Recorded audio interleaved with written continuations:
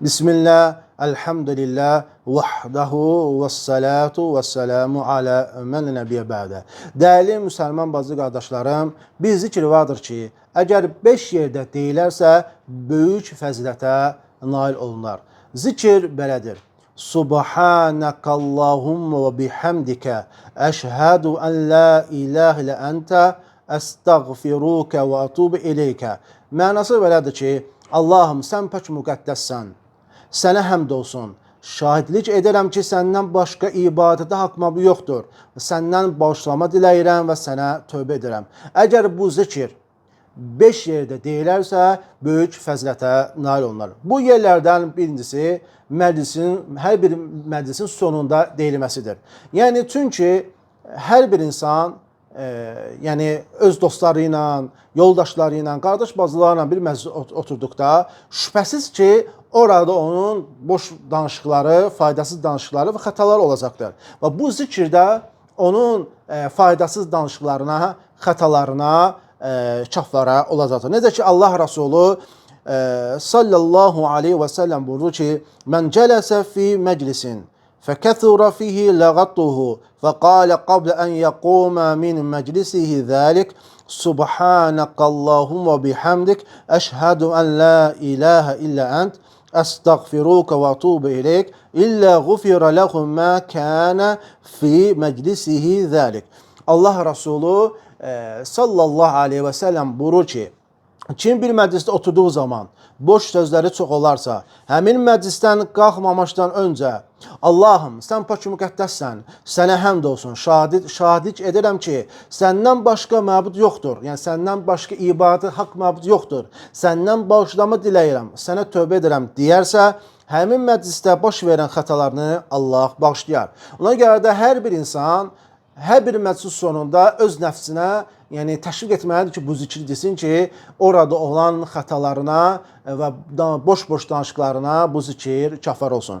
İkinci yerlərdən isə, dəyərli müsəlman bazı qardaşlarım, elm məclisləri zikr məclisləridir. Yəni, zikr məclislərin, elm məclislərinin sonunda deyilməsidir. Necə ki, Allah Rasulü sallallahu aleyhi və səlləm buyurur ki, mən qal, Subhanallahi və bihamdi, Subhanakallahumma və bihamdik, əşhədu ən la ilahə illə ənt, əstəğfirukə və atubu ileykə, fəqaləhə fi məclisi zikrin, kənə kəttəbə'i yutbə'u aleyhi, və mən qaləhə fi məclisi ləğvin, kənə kəffərətən ləh. Allah Resulü sallallahu aleyhi və səlləm buyurur ki, kim Allah pak müqəddəsdir, ona həmd olsun. Allahım, sən pak müqəddəssən, sənə həmd olsun. Şahidlik edirəm ki, səndən başqa ibadətə haqq yoxdur. Səndən bağışlama diləyirəm, sənə tövbə edirəm deyərsə və bunu zikr məclisində söyləyərsə, həmin sözlər onun üçün üzərinə möhür vurulan bir möhür kimi olar. Kim də bunun boş və faydasız sözlərin danışıldığı bir məclisdə deyərsə, bu sözlər onun üçün kafar olar. Ona görə də hər bir halda, hər bir məclisin sonunda insan bu zikri deməyə həris olmalıdır. İstər elm məclisi, zikr məclisi, istər adi məclislər, hər bir məclisin sonunda deyilməsi böyük fəzilət vardır. Zikr məclisində, elm məclisinin sonunda deyilərsə, onun üçün bir möhür olar, möhür kimi olar və qiyamət günü onun üçün açılar və kim adi məclisin sonunda deyərsə, onun xətalarına kafarı olar. Həmçinin də üçüncü yerlərdən, bu zikrin deyilməsi olan üçüncü yerlərdən isə dəstəmazdan sonradır. Yəni, dəstəmaz aldıqdan sonra bunun deyilməsidir. Necə ki, Allah Rasulü sallallahu aleyhi və səlləm buyurur ki, mən təvadda fəqal, subhanəkallahumma bihamdik, əşhədu ən la ilahə ilə ən, əstəğfirukə və atubu ileyk, kutibə fi raqqin, thumma tubi'a bitaba'in, fələm yuksar ilə yevmil qiyamə. Buyurur ki, Allah Resulü sallallahu aleyhi və səlləm kim dəstəmaz alıb belə deyərsə ki, Allahım, sən pak müqəddəssən, sənə həmd olsun və şahidlik edirəm ki, səndən başqa ibadətə haqq yoxdur. Səndən bağışlama diləyirəm, sənə tövbə edirəm deyərsə və onun üçün bu sözlər bir yazıda qeyd edilər bir yazıda qeyd edilər, sonra üzərinə möhür vurular və qiyamət gününə qədər həmin möhür açılmaz. Ona görə də insan dəstəmaz aldıqdan sonra insan bu zikri deməlidir və necə ki, qiyamət gününə qədər bu bir yazıda qeyd olunar və yazıda qeyd olunar, möhür kimi vururlar və qiyamət günü açılar. Ona görə insan dəstəmaz aldıqdan sonra bu zikri deməyi unutmamalıdır və ümumiyyətlə dəstəmazdan sonra deyilən zikirlər vardır. Onlar hansılardır? Hansı ki, bunun müsəlman qasında da vardır və necə ki, Allah Rasulü sallallahu aleyhi və səlləm buyurur ki, kim deyərsə ki, Allahumma cealni minət tavvabinə və cealni minəl mutatahirin əşhədu ən la ilahə illəllahu vahdahu la şərikə ləhu və əşhədu ənə Muhammədən abduhu və rasuluhu. Yəni, bunları deyərsə, bu zikirləri deyərsə, cənnətin 8 qapısı onun üzərinə açılar. Sonra da bu zikirdə sonra deyərsə, yəni dəstəmazda bu zikirdə deyərsə, onun üçün bir yazıda qeyd olunar, möhür vururlar və qiyamət günü onun üçün açılar. Ona görə də insan dəstəmaz aldıqdan sonra dərhal qurulanıb qaçmamalıdır. Yəni dəstəmaz aldıqdan sonra bu cür zikirlər deməlidir ki, böyük fəzilətə nail olsun. Həmçinin də dəyərli müsəlman bacı qardaşlarım, bu zikrin deyilməsi 4-cü və 5-ci yerlər isə yəni Quran oxuduqdan sonra, həmçinin namazdan sonra deyilməsidir. Necə ki, Ayşə anamızdan radiyallahu anhədən rəvayət olunur ki, belə demişdir.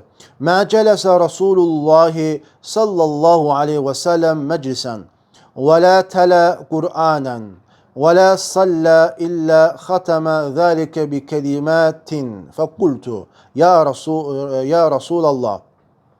Ayşə anamız deyir ki, Allah Rasulü sallallahu aleyhi və səlləm heç bir məclisdə oturmaz, Quran oxumaz və namaz qılmazdı ki, sonda bu sözlərlə bitirməsin. Yəni, Qurandan oxuduqdan sonra, hansı bir məclis sonunda və namazdan sonra, Quran oxuduqdan sonra daima bu kəlmələrlə bitirərdi.